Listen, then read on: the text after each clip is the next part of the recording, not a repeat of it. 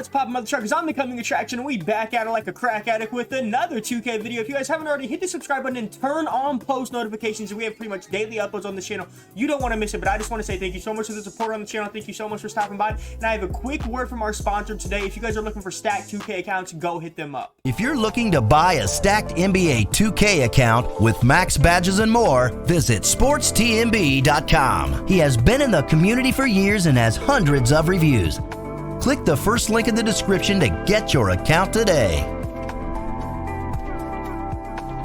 NBA point guards. They've ruled the NBA for years and years and more years to come. From evolutionary players like Oscar Robertson to once-in-a-generation type players like Magic Johnson to players who have changed the game forever like Steph Curry, the point guard position is without a doubt one of the most, if not the most important position in all of basketball. Put it into some context, let's look at it this way. Out of the 75 years that the NBA has been in existence, 11 of those years, the MVP award was won by a point guard, leading with Magic Johnson at 3 MVPs. The top 7 assist leaders in NBA history have accounted for 79,227 assists. Assuming all of those buckets that they assisted on were only 2-point shots, that would be around 158,000 points accounted for by point guards just in the top 7.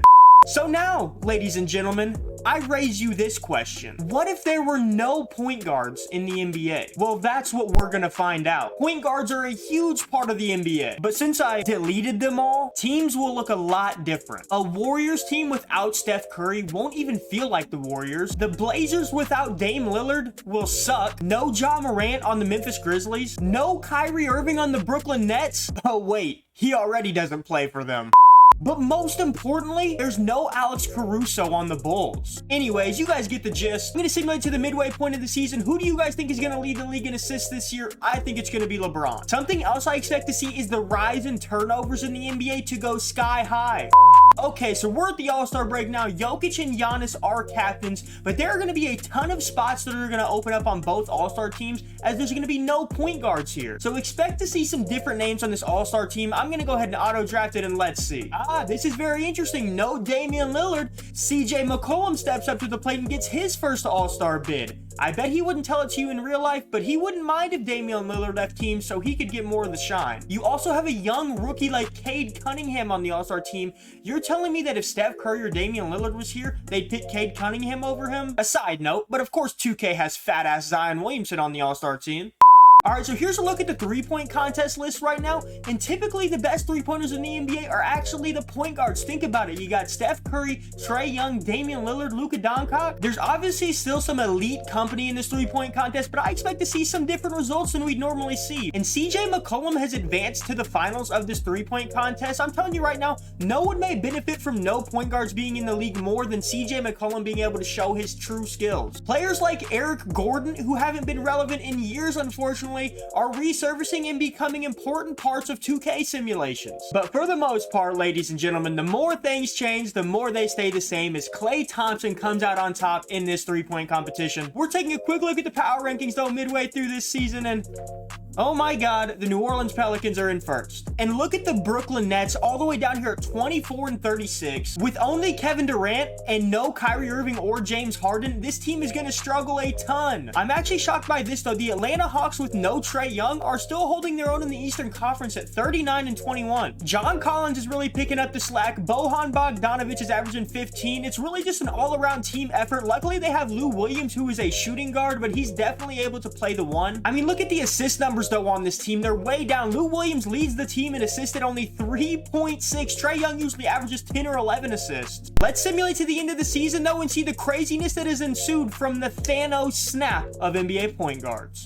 So winning the NBA MVP award is Giannis Antetokounmpo. Winning Rookie of the Year is Cade Cunningham of the Detroit Pistons. Sixth Man of the Year is Andre Drummond. Defensive Player of the Year is Giannis Antetokounmpo. And Most Improved Player is Obi Toppin. Once again, no point guards in there, but I wouldn't necessarily say there were any surprises. So it'll be interesting though, the All-NBA teams. Let's see who occupied these point guard positions. So you got Devin Booker, Donovan Mitchell, Giannis Antetokounmpo, LeBron, and Nikola Jokic. On the second team, you got Bradley Beal and Zach LaVine occupying the guard spot. spots with Jason Tatum, Domantas Sabonis, and Joel Embiid. And then on the third team, you got Jaylen Brown and Anthony Edwards in what, his second year is already making an All-NBA team. Thank God, though, my man Josh Giddey still made All-Rookie first team as a shooting guard. So Devin Booker leads the league in scoring at 34 points a game. Bradley Beal right behind him. And as you take a look down here at the positions, there are no point guards anywhere in sight. In fact, you got a lot of centers and a lot of power forwards. And taking a look at who led the league in assists, though, you got Nikola Jokic at only 8.7.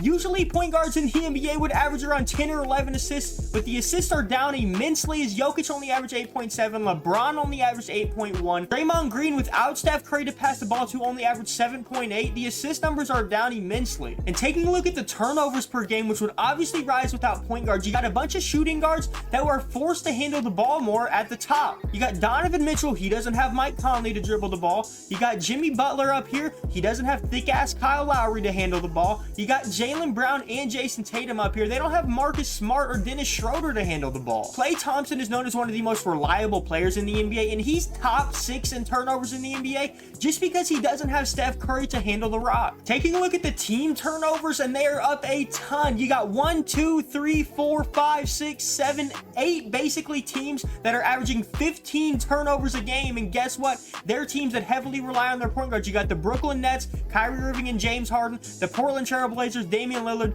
Memphis Grizzlies, Ja Morant. You got the Atlanta Hawks, Trae Young, Luka Doncic of the Dallas Mavericks. The turnovers are running rampant through the NBA right now. It's going to be a sloppy playoff. Speaking of the playoffs, here's the bracket. Oh my God, the New Orleans Pelicans finished with the #1 seed. Go fuck yourself, 2K. But extremely shocking is that the Atlanta Hawks without Trae Young end up the #1 seed in the Eastern Conference. A lot of this stuff was predictable, but stuff like that is not predictable, man. The Golden State Warriors, who would be a top seed usually, are down at the 7 seed in the West. The Brooklyn Nets didn't make the playoffs at all, but you got teams who aren't really too point guard reliant, like the Milwaukee Bucks and the Philadelphia 76ers, still definitely doing their thing, getting the #2 and the #4 seed. The Lakers don't have Russell Westbrook, not like that matters that much, but they only get the 6th seed in this against Portland, who without Damian Lillard is the 3 seed. And good for CJ McCollum, man. He's been the MVP of this simulation. He got his points per game up to 26 points a game, 3.5 rebounds, and 4.6 assists. I'm calling it right now. Damian Lillard, get the fuck out of Portland. I'm just kidding. I love Damian Lillard, but it's going to be interesting to see what happens in these playoffs. Let's go ahead and simulate this round by round in the first round. All right, and we already see the lack of point guard play coming into effect as the #1 seed Atlanta Hawks get upset by the #8 seed Indiana Pacers. And this is what happens whenever you don't have a point guard. In the closeout game where they needed to play the best, the Atlanta Hawks finished with 20 turnovers. The rest of the Eastern Conference, though, that moved on isn't really too dependent on their point guards. You got the Milwaukee Bucks, the Philadelphia 76ers, and the Chicago Bulls. Looking at the Western Conference, though, you got the New Orleans Pelicans advancing over the Phoenix Suns, who don't have Chris Paul, so that's why they're falling so low. You have the LA Lakers without Russell Westbrook taking on the Golden State Warriors, who surprisingly advanced against the LA Clippers. And through the first round of the playoffs, Donovan Mitchell is averaging 44 points a game, Zach LaVine averaging 34, Giannis averaging 33. It looks like the stars are just taking the ball in their own hands. They don't need a PG to pass it to him. Take a look at this, though. Draymond Green is leading the league in playoff assists through the first round, and obviously there are no point guards in the top 10 or anywhere. That's insane. Maybe the Warriors don't need Steph. They just need Draymond and Iguodala. I want Iguodala. Here we go, though. Let's simulate the second round and see what happens. The Golden State Warriors, without Steph Curry, advanced past the Los Angeles Lakers, and they're in the conference final. And in the closeout game, Klay Thompson did have 5 turnovers because he's forced to dribble the ball more. Same thing with Draymond Green. He had 5 turnovers, but Andrew Wiggins is stepping into his role as a superstar, what we know he should have been all along, as he had 33 points on over 50% shooting with 6 for 7 from the 3-point line. In the Eastern Conference Finals, you're going to have the Milwaukee Bucks taking on the Chicago Bulls, 2 teams that aren't reliant on point guards at all. Hopefully Daddy Caruso didn't hear that. Let's go ahead and simulate this round, though. I hope to God Golden State beats the New Orleans Pelicans. Let's see who advances to the finals. Okay, well, I didn't get what I wanted, but we're going to have the New Orleans Pelicans versus the Milwaukee Bucks in the NBA Finals. It's every day with these fucking guys, bro. So we're going to have the Pelicans versus the Milwaukee Bucks, though, which is basically going to be Zion versus Giannis. There's no real huge star point guards that are on either of these teams. Drew Holiday's a great player, but he's not a big point guard. Let's go ahead and simulate this game by game, though, and see what happens. Pelicans win game 1. Bucks win game 2. Pelicans win game 3, Bucks win game 4, Bucks win game 5, and the Bucks win Game 6. Thank God the Milwaukee Bucks beat the New Orleans Pelicans in the championship. Obviously, without a point guard to help him out, Giannis Antetokounmpo wins Finals MVP, averaging 25 points a game, 7 rebounds, and 4 assists. I think you'd be lying if you said this was not an interesting ass simulation. Look at this. Every player in the assist leaders is not a point guard. Turnovers for teams are sky high, and teams without real point guard presences dominated the NBA playoffs. This brings an answer to a question that a lot of you guys didn't even know that you had, of what would happen without any point guards in the NBA. If you guys did enjoy the video, I'd really appreciate it if you could hit the subscribe button, hit the like button, and turn on post notifications. I plan on making this a series, seeing what the NBA is like without any shooting guards, small forwards, power forwards, and centers. Let me know if you guys really do want to see that. But I just want to say thank you so much for the support on the channel. It really means the world to me. Go chase your dreams today. If they don't let you in through the front door, go in through the fucking window. One life to live. Gotta live it like the last movie. But I just want to say thank you so much for the support on the channel, and thank you so much for stopping by, and I'm becoming attraction.